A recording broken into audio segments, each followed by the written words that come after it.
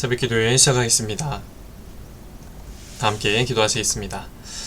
하나님 감사합니다. 오늘도 귀한 날 주시고 또 이 하루도 이 한 주도 기도로 시작하게 하시니 감사를 드립니다.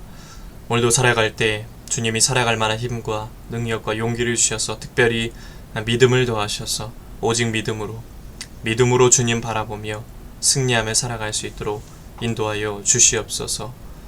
오늘도 말씀을 듣고 기도합니다. 주여, 우리가 기도의 제단을 쌓을 때 하늘에서 주님들 들어주시고 역사하시고 응답하여 주시옵소서. 감사드리며 예수님의 이름으로 기도합니다. 아멘.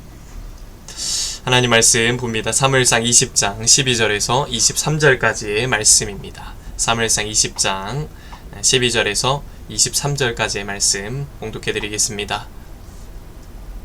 요나단이 다윗에게 이르되 이스라엘의 하나님 여호와께서 증언하시거니와 내가 내일이나 모레 이맘때에 내 아버지를 살펴서 너 다윗에게 대한 의향이 선하면 내가 사람을 보내어 내게 알리지 않겠느냐.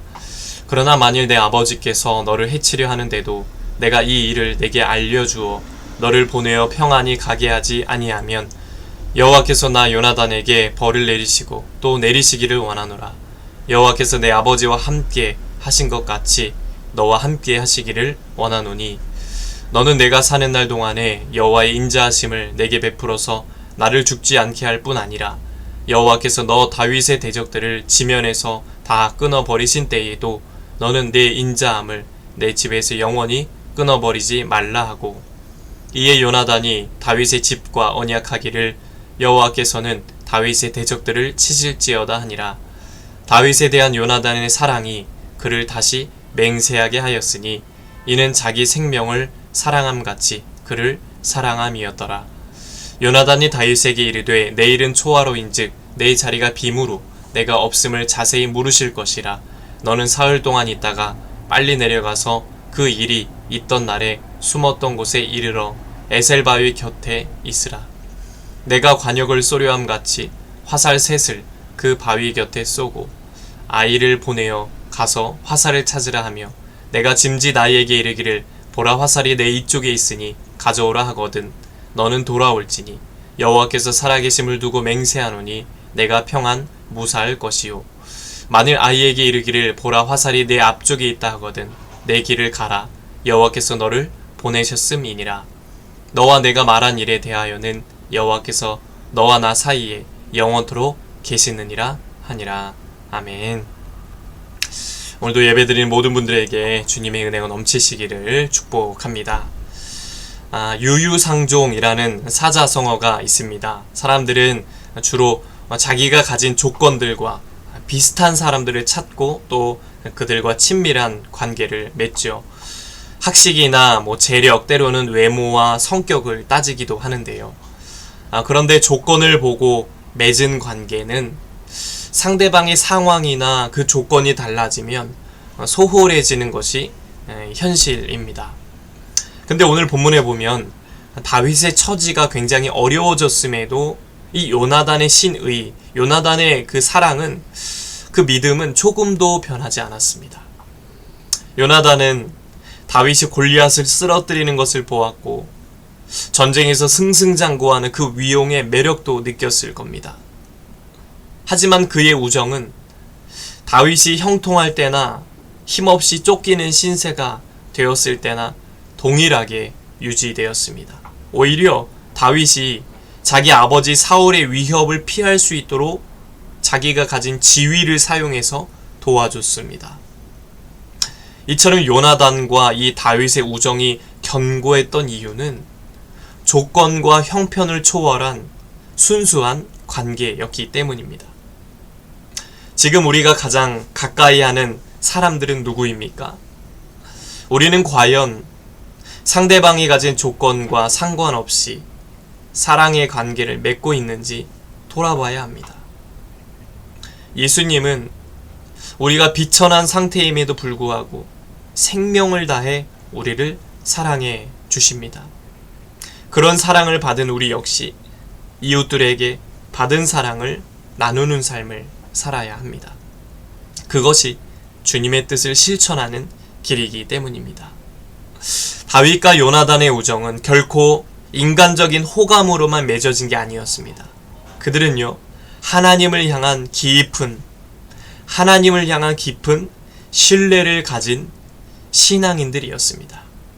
특히 요나단은 다윗이 하는 일마다 하나님이 함께 하심을 보면서 하나님이 사울의 가문이 아니라 다윗과 그 가문을 선택하셨다는 걸 깨닫게 됩니다.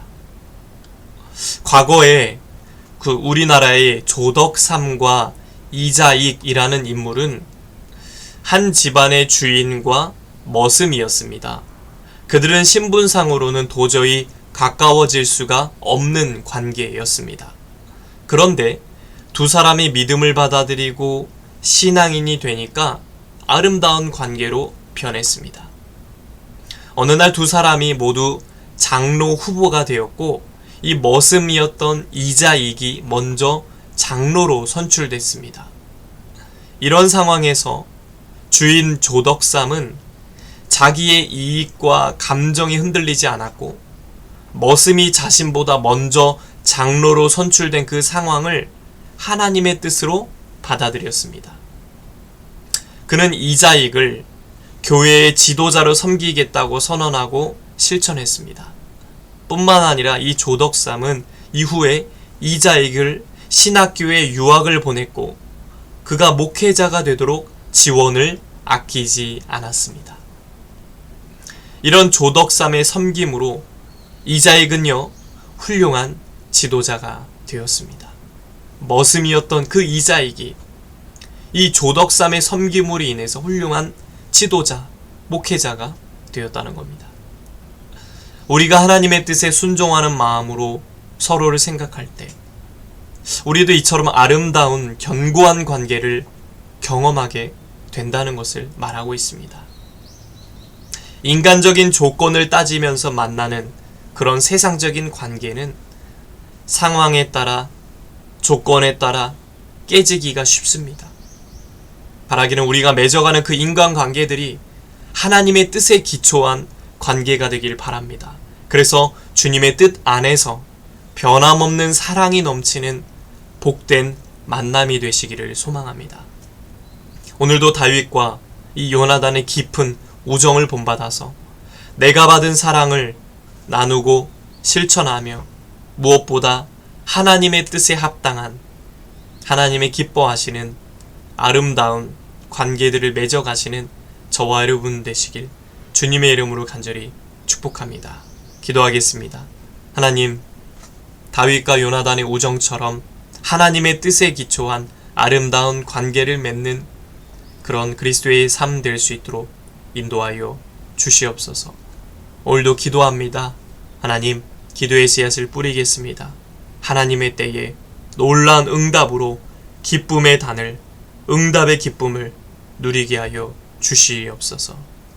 이제는 우리 주 예수 그리스도의 은혜와 하나님 아버지의 넘치는 사랑하심과 성령의 감화감동 역사, 교통하심이 주님의 뜻에 합당한 사랑의 관계를 실천하며 살기 원하는 온 성도들 머리 위에 이제부터 영원토록 함께 하시기를 간절히 축원하옵나이다. 아멘. 이 시간 나라와 대통령과 위정자들을 위해서 우리 시작교회 목회자와 성도들을 위해서 각자의 기도 제목을 놓고 주여 한번 외치고 통성으로 함께 기도하시겠습니다.